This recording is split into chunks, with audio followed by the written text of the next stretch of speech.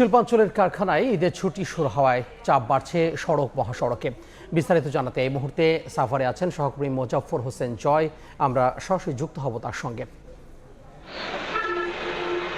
নারীর টানে বাড়ি ফেরার এই কাফেলায় ঢাকা থেকে ঘরমুখী মানুষের যে চাপ আমরা দেখতে পাচ্ছি আজকে এই বিকাল থেকে, সেটি হচ্ছে যে দুপুরের পর থেকে আমরা দেখতে পাচ্ছি যে বৃষ্টি ভেজা, বৃষ্টি বিঘ্নিত যে সময়, এই সময়টুকুতে তীব্র মানুষের চাপ যেমন বৃদ্ধি পেয়েছে, তেমনি কিন্তু এই সড়কটিতে দুর্ভোগের সাথে বেড়েছে কিন্তু যান চলাচলের যে একটি সংকট, সেই সংকটের মধ্যে আমরা দেখতে পাচ্ছি যে ধীরে ধীরে গাড়িগুলো চলছে। একই সাথে কিন্তু এই সড়কটি একটু জানিয়ে রাখতে চাই, এই সড়কটি সম্পর্কে জানানো খুব প্রয়োজন যে এই সড়কটি দীর্ঘদিন ধরে কিন্তু আপনারা জানেন যে এলিভেটেড অ্যাক্সেসওয়ের কাজ চলছে, যেটি হচ্ছে শাহজালাল আন্তর্জাতিক বিমানবন্দর থেকে প্রায় শ্রীপুর পর্যন্ত 24 কিলোমিটার সড়কের যে কাজ, সেই কাজ কিন্তু যদিও সড়কের কাজটি উপরে হয়ে থাকে, কিন্তু নিচে আমরা দেখতে পাচ্ছি যে সড়কের খানাখন্দ, একই সাথে কিন্তু এই যে কন্ট্রাক্টর কাজ করেছেন তার মালামাল ফেলে রাখার কারণে 4 লেনের সড়কটি ইতিমধ্যেই কিন্তু 1 লেনে পরিণত হয়েছে। ফলে এই সড়কটি দিয়ে প্রায় এই রাস্তা দিয়েই আপনার যমুনা সেতু হয়ে 22টি জেলাতে মানুষজন ঈদ করতে যাবে।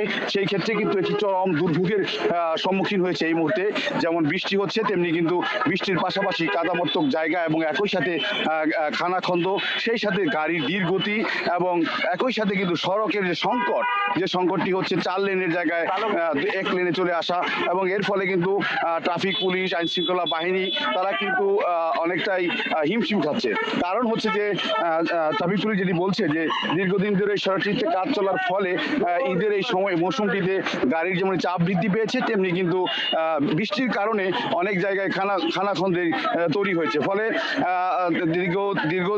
দীর্ঘ সময় ধরে এই উত্তরবঙ্গে থেকে দক্ষিণবঙ্গে অথবা ঢাকা আরিচা মহাসড়ক হয়ে নবীনগর চন্দ্রা মহাসড়ক হয়ে যে সড়কটি ব্যবহার করা হবে, অর্থাৎ যমুনা সেতু হয়ে যে মানুষজন 22টি জেলায় যাবে, সেই জেলায় যেতে কিন্তু দীর্ঘ সময় পার করতে হচ্ছে, 10 মিনিটের জায়গায় 1 ঘন্টা পার করতে হচ্ছে।